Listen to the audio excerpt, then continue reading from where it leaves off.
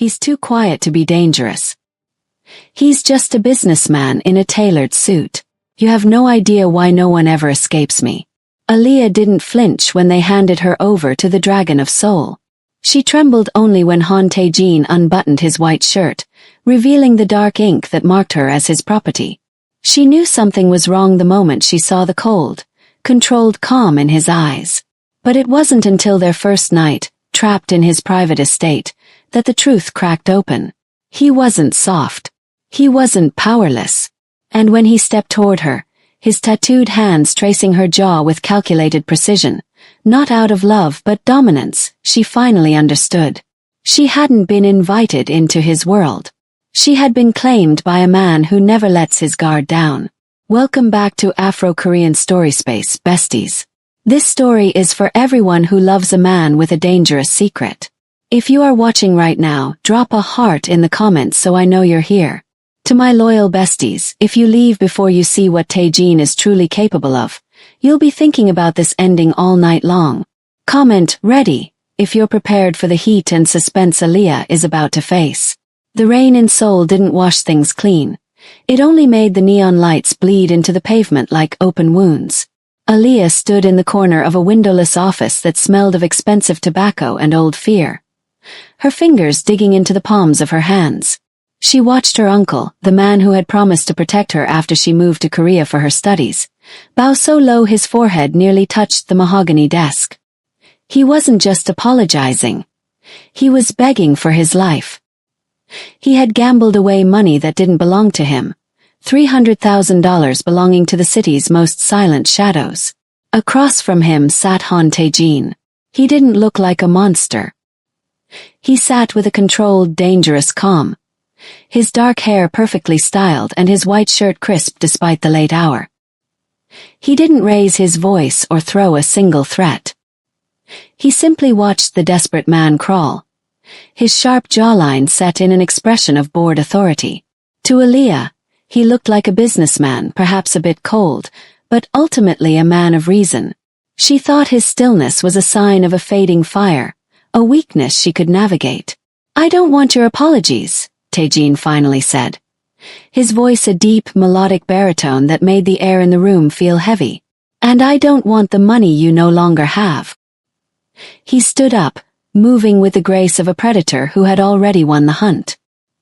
He ignored her uncle entirely, his piercing eyes locking onto Aaliyah instead. The intensity of his gaze made her breath hitch, a strange flutter stirring in her stomach that she tried to stifle with anger. He walked around the desk until he was inches from her, close enough for her to smell his expensive cologne. "Your niece," Tae-jin murmured, his eyes tracing the soft, expressive features of her face and the natural curls framing it. "She is the only thing you have left of value." Aaliyah's heart hammered against her ribs like a trapped bird. She expected her uncle to protest, to fight, but the silence that followed was the loudest sound she had ever heard. The transaction was made in a single, cowardly glance. Her life was no longer her own.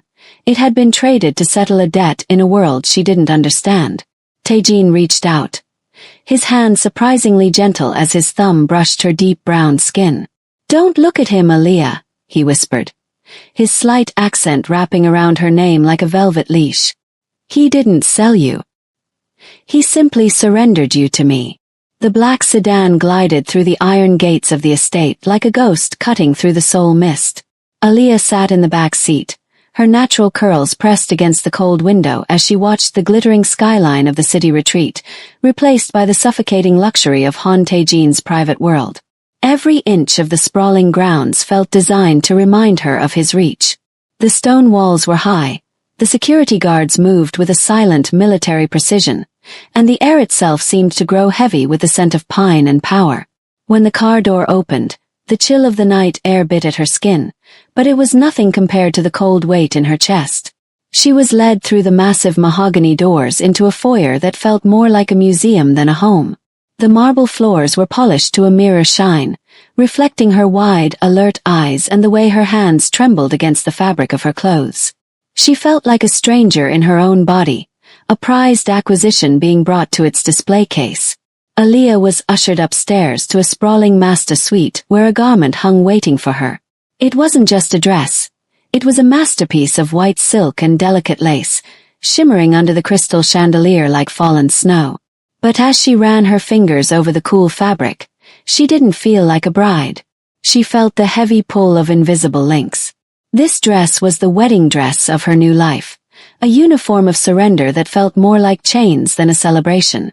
The silence of the room was absolute, broken only by the frantic rhythm of her heart. She looked at the expansive windows overlooking Seoul, the city where she was supposed to be a student, a girl with dreams and a future. Now those streets looked like a different world entirely.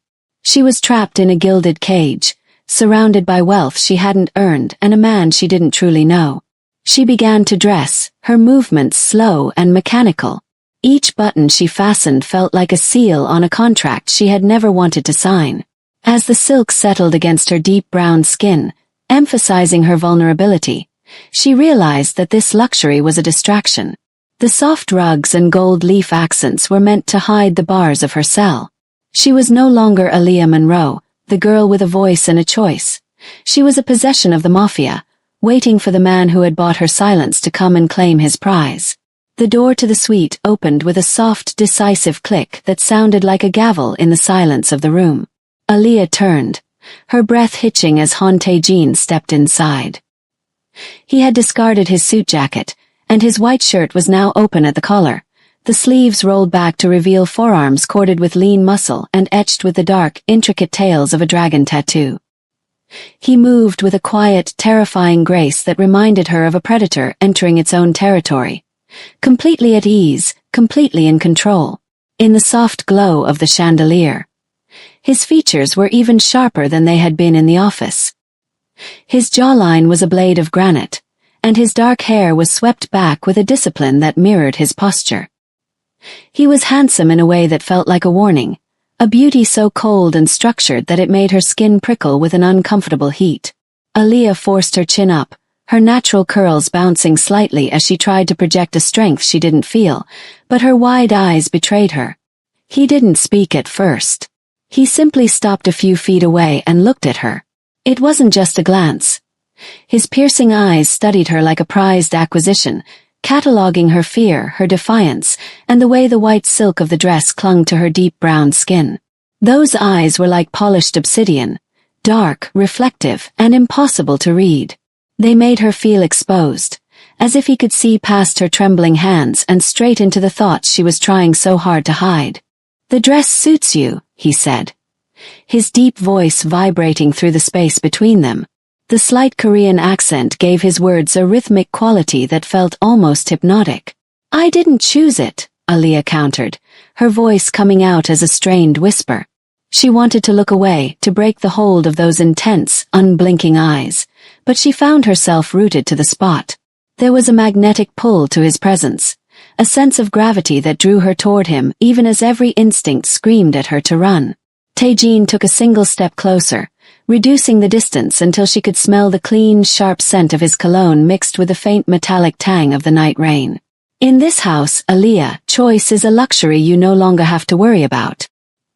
He reached out not to touch her, but to trace the air just inches from her shoulder. The controlled, dangerous calm of his movements made her stomach flip in a way she couldn't categorize. It wasn't just fear. It was the realization that she had completely underestimated the man behind the businessman's mask. He wasn't just holding her passport. He was holding her very breath in the palm of his hand.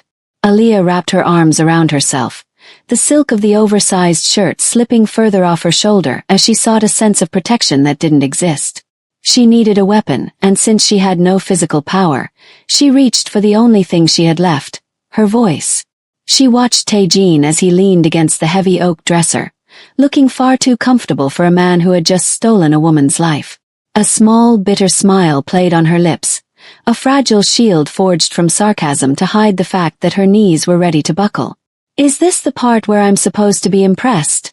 she asked, her voice steady despite the hammering of her heart. She let her gaze wander lazily over his expensive clothes and the pristine room, injecting as much boredom into her tone as she could muster. The big, bad mafia boss buys a girl because he can't find one who actually wants to be here. It's a bit cliché, don't you think? Tae-jin didn't flinch. He didn't even blink. He just watched her with that same controlled, dangerous calm.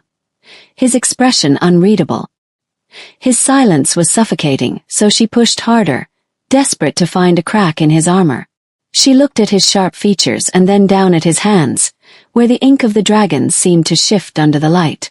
I've heard the rumors about men who have to buy their power, Aaliyah continued, her words dripping with a forced bravado.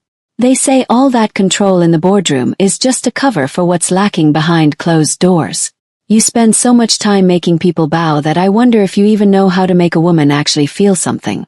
Or maybe, she added, her eyes flashing with a dangerous spark, you're just too old and too used to getting your way to actually satisfy anyone. The air in the room seemed to vanish. The insult hung between them, sharp and jagged. Aaliyah held her breath, waiting for the explosion, for the anger, for anything that would prove he was human and not just a statue of ice and ink. She wanted to hurt his pride, to make him feel as small as she felt in that white silk cage. Instead, Tae-jin straightened up slowly. There was no rage in his eyes, only a flickering light that looked terrifyingly like amusement. He didn't raise his voice, but the weight of his presence suddenly doubled. He began to walk toward her, his movements silent and fluid. You think my silence is a lack of fire, Aaliyah, he murmured, his voice dropping to a low, predatory growl. You think because I don't shout I don't possess? You're using your tongue like a blade because you're terrified of what happens when the talking stops. He stopped just inches away, the heat radiating from his disciplined frame making her skin prickle. You doubt my ability to satisfy. He tilted his head, his piercing eyes locking onto hers with a finality that made her shield of sarcasm shatter into 1,000 pieces. Careful, little bird. Some truths are far more overwhelming than the lies you tell yourself to feel safe. Tae-jin did not explode with the anger Aaliyah had tried to provoke. Instead, he became a vacuum, sucking the air out of the room with his sheer presence.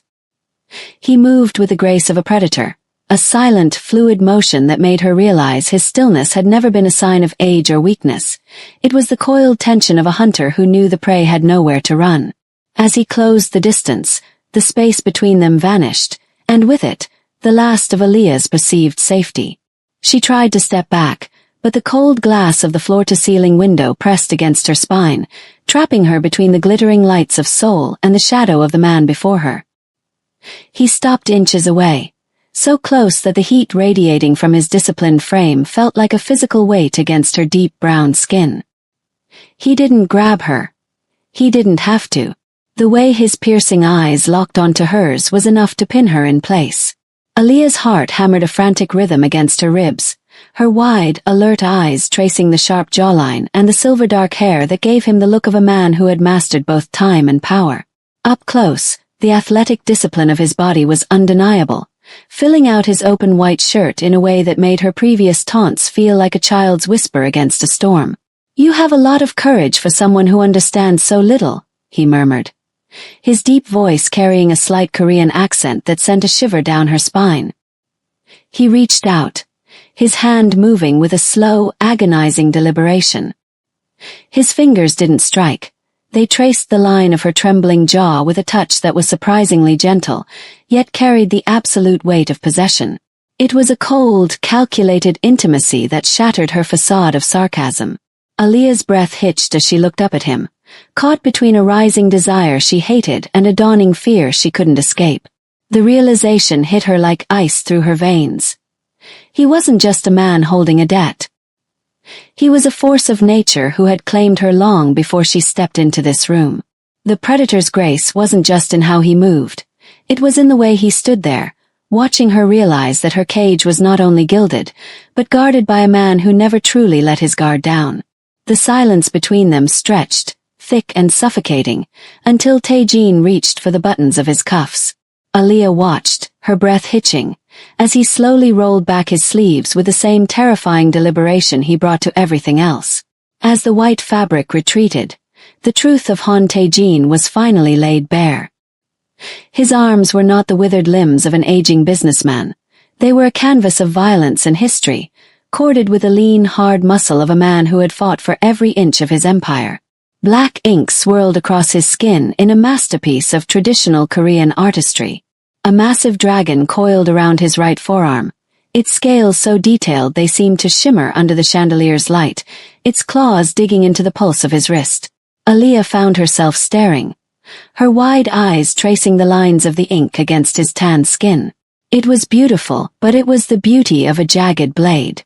"Every line you see has a cost, Aaliyah," he said, his voice dropping to a low, gravelly hum that vibrated in the small space between them. He held his arm out, not touching her, but allowing her to see the jagged white scars that peeked through the black ink like ghosts. "In the underground, we don't use contracts signed in ink alone. We use blood. These dragons were earned in the back alleys of Busan and the high-rises of Gangnam. They are symbols of the men I've broken and the family I've built from nothing." He turned his hand over, showing her a specific mark near his elbow, a set of ancient characters surrounded by a crown of thorns. "This one," he murmured, his piercing eyes never leaving her face, "represents the first time I had to take a life to keep my own. I was younger than you are now." Aaliyah felt a cold shiver race down her spine. The sarcasm she had used as a shield earlier felt like a toy sword against the reality of the man standing before her. She had thought his tattoos were merely an aesthetic choice, a way to look intimidating. She realized now they were a warning label. The ink was a record of his ruthlessness, a map of why no one ever escaped his orbit. "You asked if I could satisfy you," he reminded her, his shadow falling over her as he stepped even closer, the scent of his sharp cologne mixing with the metallic tang of his history. "Understand this. I do nothing halfway. When I claim something, I protect it with the same violence that earned these marks. And I never, ever let it go." The realization settled in her gut like lead. He wasn't just a boss. He was a warrior who had survived a world of monsters by becoming the most dangerous one of all. And now, she was the only thing his tattooed hands wanted to hold. When the door finally closed behind Tae-jin, leaving Aaliyah alone with the heavy scent of his cologne and the echo of his warnings, she didn't collapse. Instead, her wide, alert eyes darted around the room, fueled by a desperate, frantic energy. She had to find a way out. She began to tear through the suite with silent, trembling hands, checking the velvet-lined drawers of the mahogany desk and the pockets of the expensive coats hanging in the walk-in closet.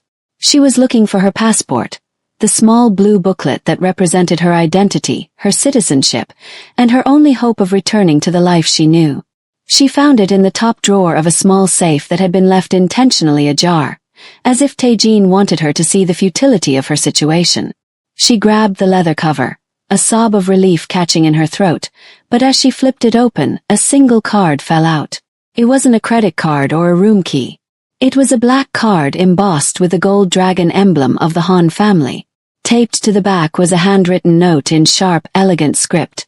"The gates only open for me." Aaliyah ran to the heavy suite door and pulled, but it didn't budge. There was no keyhole, only a sleek biometric scanner that glowed a mocking red.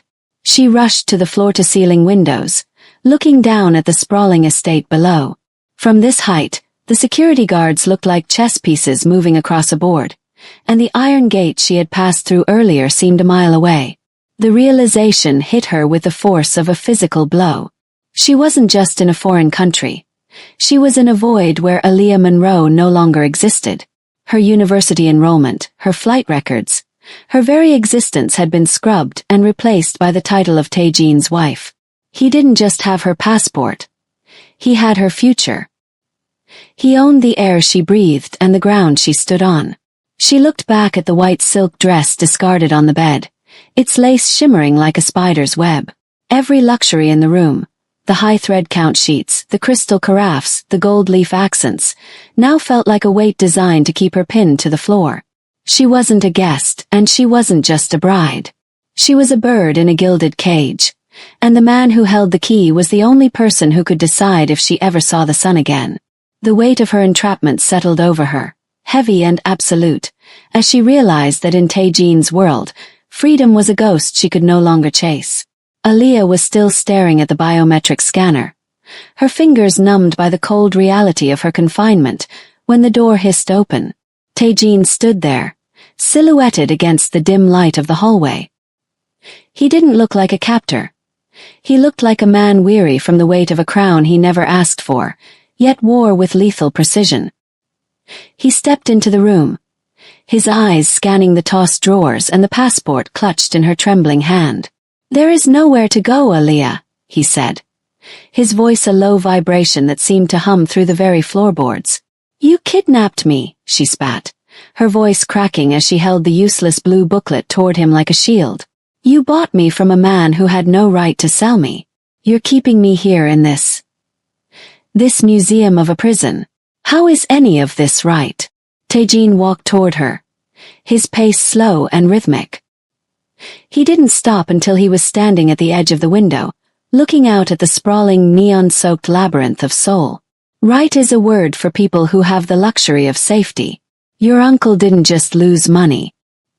He lost his life the moment he took a loan from the Black River Syndicate. If I hadn't stepped in, you wouldn't be standing in a silk shirt in a heated suite. You would be in a shipping container on your way to a port in Southeast Asia." He turned to face her, his expression a mask of controlled, dangerous calm. "I didn't buy you to humiliate you. I bought you to hide you. Outside these walls, there are men who see your beauty as currency and your life as a disposable asset. To them, you are a debt to be collected in blood." Aaliyah looked at him, her heart hammering against her ribs. She wanted to believe he was the villain, the sole architect of her misery. But the dark, ancient intensity in his eyes told a different story. He was offering her a choice that wasn't a choice at all.